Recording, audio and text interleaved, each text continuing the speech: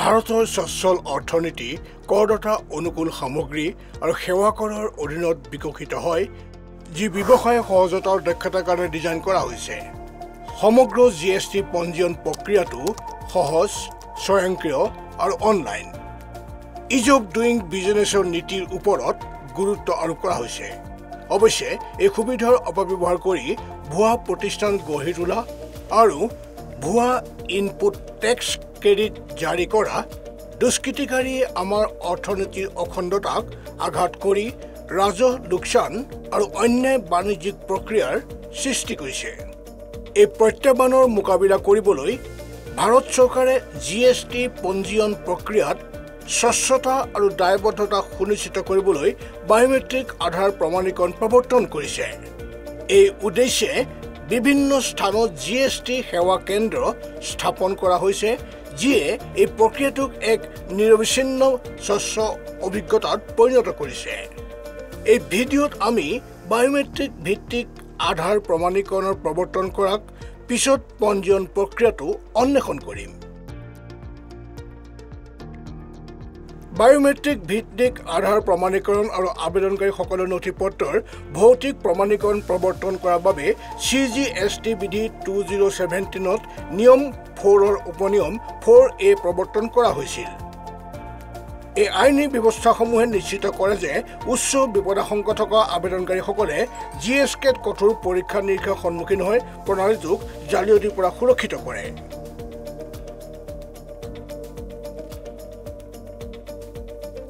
এতিয়া আপোনাক জিএসটি পঞ্জীয়ন প্ৰক্ৰিয়াৰ মাজেৰে লৈ যাম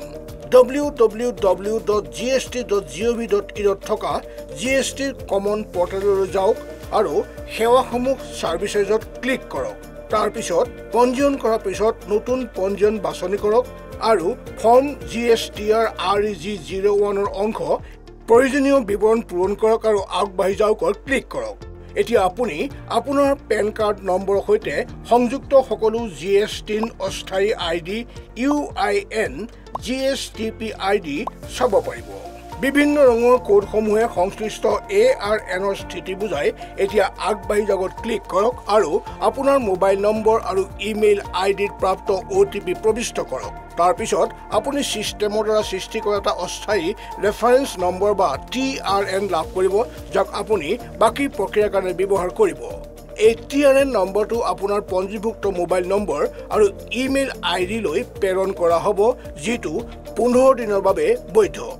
এই অংশটো পূৰণ কৰাৰ পিছত আবেদনকাৰীয়ে ফৰ্ম REG01 ৰ পাৰ্ট বিত বিৱৰণ দাখিল কৰিব লাগিব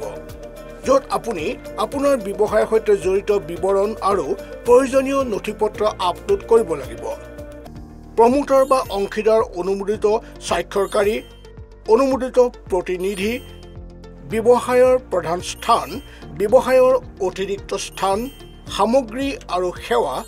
ৰাজ্য নিৰ্দিষ্ট তথ্য আৰু আধাৰ প্ৰমাণীকৰণ ইয়াৰ পিছত আপুনি এই বিৱৰণসমূহ ডিজিটেল স্বাক্ষৰ বা ই-সিগনেচাৰ ব্যৱহাৰ কৰি প্ৰমাণিত কৰিব লাগিব আপোনাৰ আধাৰ নম্বৰৰ পূৰ্ব নিৰ্ধাৰিত বিপদাশংকাৰ মাপকাঠিৰ ওপৰত ভিত্তি কৰি জিএসটি পৰ্টেলত আপোনাৰ আবেদনক উচ্চ মধ্যম বা নিম্ন ৰিস্ক শ্ৰেণীত ভাগ কৰা হ'ব যদি আপোনাৰ এপ্লিকেশ্যন কম বিপদাশংকাৰ শ্ৰেণীৰ অধীনত পৰে আপোনাৰ ARN সৃষ্টি কৰা হ'ব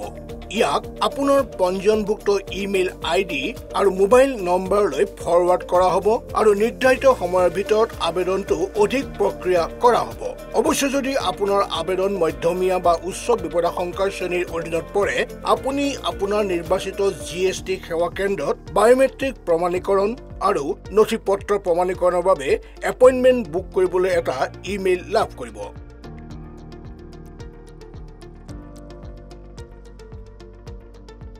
অনুগ্ৰহ কৰি আপোনাৰ ওচৰৰ জিএসটি সেৱা কেন্দ্ৰত বায়োমেট্ৰিক প্ৰমাণীকৰণ আৰু নথিপত্ৰ পৰীক্ষণৰ বাবে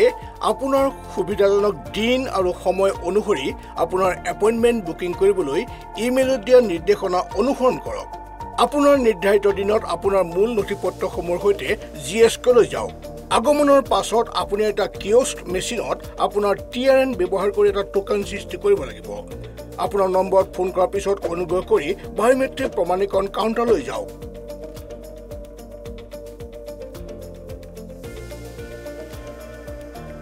বায়োমেট্ৰিক প্ৰমাণীকৰণ বিষয়াজনে মুখ চিনাক্তকৰণ আৰু আঙুলিৰ ছাপ স্কেনিং কৰিব। যদি ফিংগাৰপ্ৰিণ্ট স্কেনিং বিফল হয় তেন্তে RIIS স্কেনিং বেকআপ হিচাপে ব্যৱহাৰ কৰা হ'ব। আপোনাৰ আধাৰৰ বিৱৰণ, নাম, জন্ম তাৰিখ আৰু লিংগ তাৰ পিছত UIDAI ডাটাবেছৰ সৈতে ক্ৰছ চেক কৰা হয়। অমিল থাকিলে ব্যৱস্থা প্ৰণালীয়ে আপোনাক আপোনাৰ আধাৰ বিৱৰণ আপডেট কৰিবলৈ অৱগত কৰিব। বায়োমেট্ৰিক প্ৰমাণীকৰণৰ পিছত আপুনি নথিপত্ৰ প্ৰমাণীকৰণ কাউণ্টাৰলৈ যাব।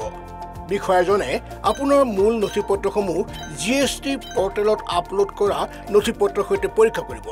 ইয়াৰ পিছত আপোনাৰ ARN সৃষ্টি কৰা হ'ব আৰু আপোনাৰ পঞ্জীয়নভুক্ত ইমেইল ID আৰু মোবাইল নম্বৰলৈ প্ৰেৰণ কৰা হ'ব। আবেদনখন নিৰ্ধাৰিত সময়সীমাৰ ভিতৰত আগলৈ প্ৰক্ৰিয়াকৰণ কৰা হ'ব।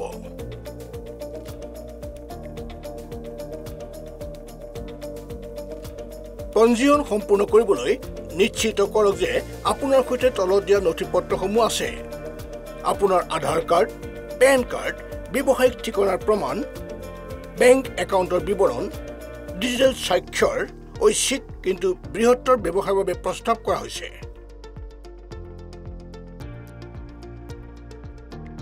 এই নতুন প্ৰমাণীকৰণ প্ৰক্ৰিয়াই আপোনাৰ ব্যৱসায়ক সুৰক্ষা দিয়াই নহয়, সমগ্ৰ ব্যৱসায়িক পৰিৱেশকো অধিক কাৰ্যক্ষম কৰি তোলে। বায়োমেট্ৰিক ভিত্তিক আধাৰ প্ৰমাণীকৰণে ভুৱা পঞ্জীয়ন প্ৰতিৰোধ কৰাত সহায় কৰে, অনুপালন নিশ্চিত কৰে আৰু জালিয়াতিৰ সম্ভাৱনা হ্ৰাস কৰে। এই ব্যৱস্থা ব্যৱহাৰ কৰি আপুনি নিশ্চিত হ'ব পাৰে যে আপোনাৰ ব্যৱসায় সুৰক্ষিত আৰু GST আইনসমূহৰ সৈতে সম্পূৰ্ণ মিল আছে। এই সকলোবোৰ লগতে আপোনাৰ যোগানকাৰী আৰু গ্ৰাহকৰ প্ৰমাণিত্ব নিশ্চিত কৰি সৃষ্টি হোৱা পলমসমূহ এৰাই চলিব পাৰে। ভাৰতে বিকশিত ভাৰত 2047 লক্ষ্যৰ দিশে অগ্ৰসৰ হৈছে। এই ব্যৱস্থাটো চৰকাৰৰ বুদ্ধিমত্তা আধাৰিত ন্যূনতম হস্তক্ষেপ দৰ্শনৰ এক সাক্ষ্য হিচাপে থিয় দিছে। GST পঞ্জীয়নৰ বাবে আধাৰ ভিত্তিক বায়োমেট্ৰিক প্ৰমাণীকৰণ প্ৰৱৰ্তন কৰি চৰকাৰে প্ৰতিজন আবেদনকাৰীৰ বিপদ মূল্যায়ন স্ক'ৰৰ দ্বাৰা প্ৰয়োজনীয়ভাৱেহে হস্তক্ষেপ কৰাৰ জুখিব পৰা পদ্ধতি গ্ৰহণ কৰে। এই প্ৰণালীয়ে বৈধ ব্যৱসায়ৰ ওপৰত অনুপালনৰ বোজা হ্ৰাস কৰে, লগতে প্ৰয়োজনীয় স্পষ্টীকৰণৰ বাবে এটা সৰলীকৃত প্লেটফৰ্ম প্ৰদান কৰে, কাৰ্যকৰীভাৱে সম্ভাৱ্য কৰ ফাঁকি বন্ধ কৰে। এই প্ৰচেষ্টাসমূহে এক স্বচ্ছ, সুৰক্ষিত আৰু কাৰ্যকৰী বাণিজ্য ব্যৱস্থাৰ পথ প্ৰশস্ত কৰে। GST পঞ্জীয়ন প্ৰক্ৰিয়াৰ বিষয়ে অধিক জানিবলৈ হ'লে তলৰ ভিডিঅ'টো চাওক। আজি আপোনাৰ ব্যৱসায় পঞ্জীয়ন কৰক আৰু ভাৰতৰ বিকাশৰ কাহিনীৰ অংশ হওক।